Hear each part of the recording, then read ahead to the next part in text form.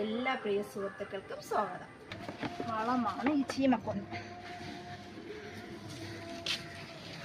തണ്ട് കിടന്നാലും കുഴപ്പം. അതായത് ഇതിട്ട് ഓരോ പാത്രം വെച്ച് നമുക്ക് ഈ നട്ട ഇതിൽ ഒഴിച്ചു കൊടുക്കും. വളം കൂടുതലായിട്ട് ആവശ്യപ്പെടുന്നത് വളം തുടങ്ങും തോറും ഇനി നമുക്കിതിലോട്ട് വളം നല്ല രീതിക്ക് അടുപ്പിച്ച് കൊടുക്കണം. അപ്പോൾ ഈ വളം അടുപ്പിച്ച് കൊടുക്കുന്നത് ഞാൻ നിങ്ങളിലോട്ട് ഷെയർ ചെയ്യാം. കണ്ടപ്പോൾ ഞാൻ 1 മാസത്തിന് മുമ്പെയാണ് ഞാനിത് നട്ട് കൊടുത്തത്. നിങ്ങളുടെ കൂടെ അതും ഞാൻ ഷെയർ ചെയ്തിരുന്നു.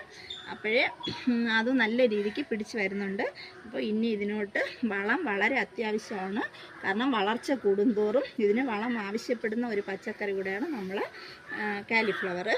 പിന്നെ നമ്മൾ തക്കാളി പറ്റി നടുന്നത് ഞാൻ നിങ്ങളെ കൂടെ ഷെയർ ചെയ്തിരുന്നു. കണ്ടോ, അപ്പോൾ ഈ തക്കാളിയും നല്ല രീതിക്ക് പിടിച്ച് വരുന്നുണ്ട്. കണ്ടോ, കുഞ്ഞു തക്കാളിയായിട്ട് നടുന്നതിൽ നിങ്ങൾക്ക് ഞാൻ കാണിച്ചു തരുന്നത്. കണ്ടോ, ഇതിപ്പോൾ വളർച്ച വേഗത്തിലാണ്. ഇനി ഇതിൻ്റെ വളർച്ച വളരെ വേഗത്തിലായിരിക്കും.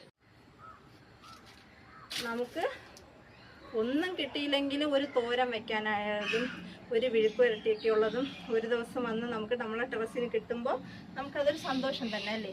നമുക്ക് എപ്പോഴും പോയി മാർക്കറ്റിൽ പോയി വിഷമടിച്ച പച്ചക്കറി വാങ്ങണ്ട. എപ്പോഴും വാങ്ങാതിരിക്കാൻ പറ്റൂല. എല്ലാ പച്ചക്കറിയും നമുക്ക് കൃഷി ചെയ്തെടുക്കാനും പറ്റൂല. കിട്ടുന്നത് നമ്മളെ കൊണ്ട് എന്ത് കഴിയുന്നോ അത് നമ്മൾ ചെയ്യുക.